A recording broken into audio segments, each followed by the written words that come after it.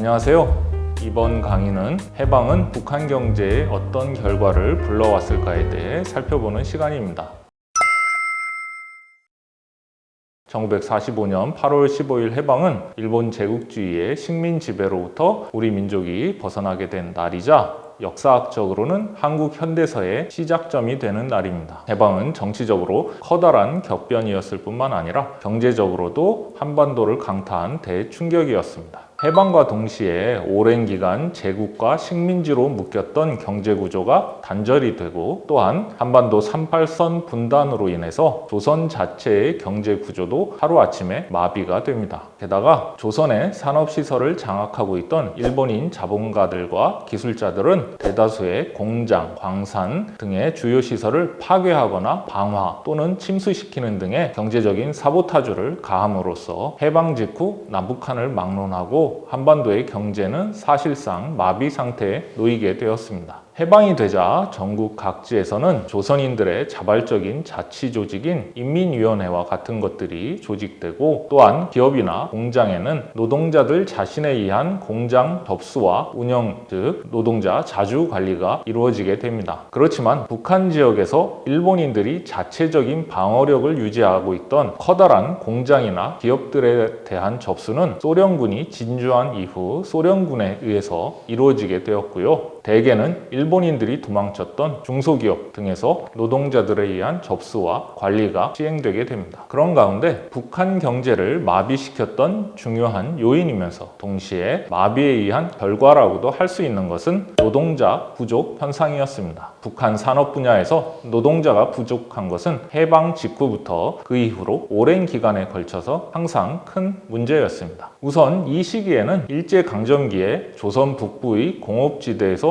노동을 하던 다수의 이남 사람들이 고향으로 돌아가게 되면서 절대적인 노동자 부족 현상이 초래됩니다. 그리고 해방 직후 생산의 마비로 인한 휴업 상황에서 생계를 유지하기 위해서라도 다수의 노동자들은 공장을 떠날 수밖에 없었습니다. 이렇듯이 많은 노동자들이 공장을 떠난 가운데 새로운 노동자가 유입, 충원되는 것도 쉬운 상황이 아니었습니다. 무엇보다 1946년 토지개혁의 실시로 인해서 농민에서 노동자로의 자연스러운 유입 요인이 많이 감소하게 되었습니다. 예컨대 1950년대에 북한에서 노력 영웅이 되는 여성 노동자 주병선은 1948년 1월에 처음 신의주 방직 공장의 노동자로 취업을 하게 되었는데요. 주병선은 회고하기를 자신도 선뜻 노동자가 될 것을 결심하는 것이 쉬운 일이 아니었다고 합니다. 왜냐하면 공장에 취업하기 위해서는 토지개혁을 통해 얻게 된 자신의 토지를 다시 내놓아야 했는데, 그렇게 자신의 토지를 포기하기란 쉬운 일이 아니었기 때문입니다. 한편 노동자, 그 중에서도 청년 노동자의 부족 현상을 초래하는 데에는 북한의 노동당과 정권기관도 책임이 한몫을 하게 됩니다. 당과 정권기관에 필요한 간부의 부족을 메꾸기 위해서 다수의 고참 노동자들을 당, 정권기관, 생산기업, 사회단체의 간부로 등용하였기 때문입니다. 1948년 분단정부 수립 이후에 북한에 인민군이 창설되면서 그 군대에 많은 남성 노동자들이 들어가게 되는 것도 노동자 부족 현상을 초래하는 한 원인입니다. 그러면 북한 지역에서 노동자가 얼마나 줄어들었을까요? 당시 북한 지역을 점령했던 소련군의 자료에 의하면 1946년 북한 지역의 공업 종사자는 11만 8,906명으로 일제 치하의 24만 9천 명에 비해 48%로 크게 줄어든 상황이었습니다. 또한 당시 자료를 보게 되면 북한의 광공업 분야에서는 1946년에 12만 7,960명, 1947년에는 12만 9,960명, 1948년에는 13만 4,663명이 일을 하고 있었습니다. 그 종사자의 구성은 다음 표를 통해 확인할 수 있습니다. 당시의 자료들을 통해서 우리는 먼저 해방 직후 북한 지역 노동자가 큰 폭으로 감소했다는 것을 확인할 수 있었습니다. 두 번째로 2, 3년의 시간이 흘러도 그 노동자의 증가 폭이 크지 않다는 것도 알 수 있었고, 이로써 당시의 노동자 확보가 어려웠음을 확인할 수 있습니다. 또한 세 번째로 숙련 노동자와 기술자가 부족한 현실에 대해서도 알 수 있습니다. 이렇듯 노동자의 부족은 곧바로 생산의 차질을 초래하는 원인이 되었습니다. 이었습니다. 1948년 7월 소련의 보고서에 따르면 북한의 제철, 석탄, 전기공업은 생산 계획을 달성하지 못하였습니다. 그 원인은 근본적으로 노동자가 부족해서 산업시설을 충분히 가동할 수 없었기 때문입니다. 설상가상으로 북한 지역에는 기술자도 부족했습니다. 비록 대규모 공업시설이 일제강점기에 북한 지역에 들어섰지만 그 시설의 주요한 기술 문제를 책임지고 있었던 것은 일본인 기술자들이었고 조선인들에게는 고급 기술을 전수해주지 않았습니다. 게다가 일본인들은 패전 이후 본국으로 귀환을 해야 되는 상황이었기에 기술 인력 부족 현상도 북한 공업시설과 관련해서 심각한 문제였습니다. 이처럼 노동자와 기술자가 부족한 상황에서 북한 정권은 새로운 노동자를 확보하기 위해서 노력을 기울이는 수밖에 없었습니다.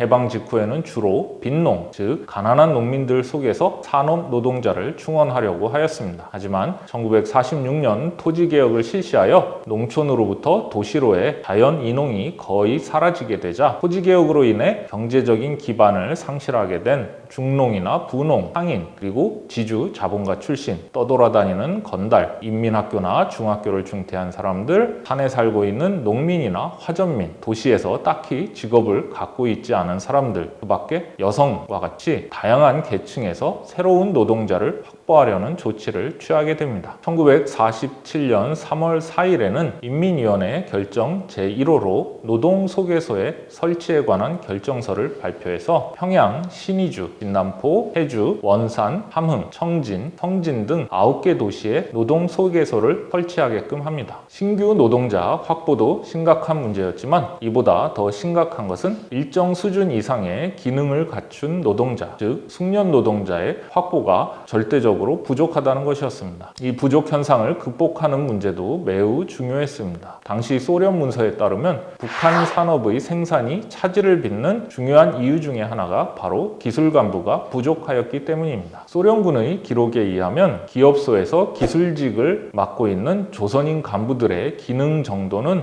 완전히 형편없는 수준이었습니다. 왜냐하면 이들 중 대다수가 기술 교육을 마치지 못한 데다가 일본 치하에서는 부수적인 직책에서만 일을 했기 때문이라는 것이 소련군의 분석이었습니다. 예컨대 철도 노동자들의 경우 보일러에 물을 공급하고 석탄으로 증기기관차를 가열하는 과정을 제대로 습득하지 못한 상태에서 일을 맡아서 하게 됐고, 바로 이런 미숙련 문제 때문에 1945년에만도 101대의 증기기관차가 전부 불에 타버리게 됩니다. 북한의 지도부는 1946년부터 기술인력 확보를 위해서 고심하게 됩니다. 북조선 임시인민위원회는 결정 제62호로 기술자 확보에 관한 결정서를 채택하여 전문학교나 중학교 졸업 이상의 학력을 지닌 기술자는 조선인이건 일본인이건 가리지 않고 관련 기관에서 의무적으로 일을 하게 하였습니다. 중장기적으로는 정규 대학 과정을 통해 과학 기술자의 양성을 꾀하는 동시에 기존의 생산 현장에서 새로운 기술자를 속성으로 양성하고자 합니다. 생산 현장에서의 기술자 양성은 노동자에 대한 공장 단위의 강습, 개별적인 기술 전수, 기술 전문학교 교육 등을 통해 진행을 하게 됩니다.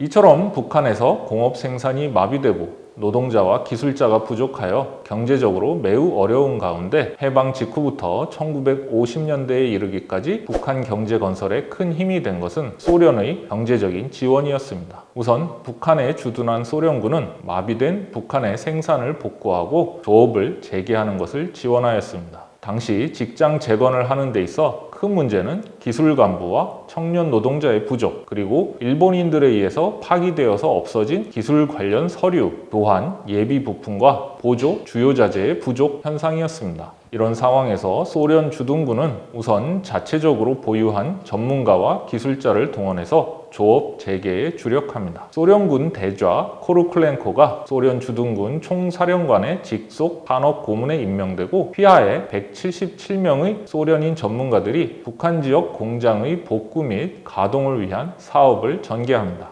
소련인 전문가는 주요 228개 기업의 재건과 시동을 직접 지휘하고 중소 504개 기업에 대해서도 복구, 재개에 필요한 조언과 기술 원조를 진행합니다. 소련군뿐만 아니라 소련 본국 정부도 원조를 하게 됩니다. 북한에 주둔한 소련군은 본국을 향해 북한의 산업 재건을 위한 원조를 요청하였고, 소련 정부는 1946년경부터 실질적인 원조를 시작합니다. 2차 세계대전의 피해로 인해 소련도 경제적으로 어려운 상황에서 상당한 규모의 식료품과 원료를 제공합니다. 소련군은 본국의 기술 전문가의 파견도 요청을 하게 되는데 1946년 6월 1일 시점에서 북한의 중공업 분야 재건만 하더라도 적어도 150에서 160명이 긴급하게 필요하다고 요청을 합니다. 그 결과 다수의 기술 전문가들이 소련에서 파견되어 북한 지역으로 들어오게 됩니다. 소련에서 파견된 전문가들은 당시 기술자가 극히 부족하여 곤란을 겪고 있던 북한의 산업 분야에서 중요한 역할을 담당합니다. 1946년 1년간 24개의 주요 산업시설의 공장장들에게 기술교육을 시행하고 511명의 직공장과 약 5천여 명의 숙련공들에게 현장교육을 실시합니다. 1947년에는 100여 명의 공장장들이 기술교육 과정을 수료하고 319명의 기술자, 933명의 직공장, 1만여 명의 노동자들도 교육을 이수합니다. 소련인 전문가들은 1948년 소련군의 철수와 함께 대부분 본국으로 귀환을 하게 되지만 1949년 3월 북한과 소련 사이에 경제 및 문화적 협조에 관한 협정이 체결되고, 그에 따라서 다시 소련의 교수 요원과 기술 전문가들이 북한 지역에 들어오게 됩니다. 이후 1950년 한국전쟁이 발발하면서 북한의 요청에 따라 그리고 전황에 의해서 대부분 전문가들은 소련으로 돌아갔지만 그 후에도 다시 일부가 북한에 들어와 계속 기술 지원을 하게 됩니다. 여하튼 소련인 전문가들의 도움에 힘입어서 1946년 9월에 들어서면 북한에서는 약 822개의 기업이 조업을 재개하게 됩니다. 이렇듯 소련의 원조는 북한의 생산시설을 복구하고 재개하는 데 큰 도움이 됩니다. 물론 소련이 단순히 인도적인 차원에서 기술 원조를 제공한 것만은 아니었습니다. 전문가들의 도움으로 조업을 재개한 기업의 제품 대부분은 소련에 수출되었고, 그 수출을 통해서 입수한 자금은 북한 기업의 노동자들에 대한 임금 지불과 산업에 필요한 당면과제를 위해 지출하도록 하였습니다. 우리는 이번 시간에 해방과 분단이 북한 지역에 심각한 경제적인 문제를 초래했고, 그 중에 노동자와 기술자 부족 문제가 중요하였음을 살펴보았습니다. 다음 시간에는 북한에서 민주개혁의 일환으로 노동자의 권익을 보호하기 위한 조치들이 취해지게 되는 것을 살펴보도록 하겠습니다. 감사합니다.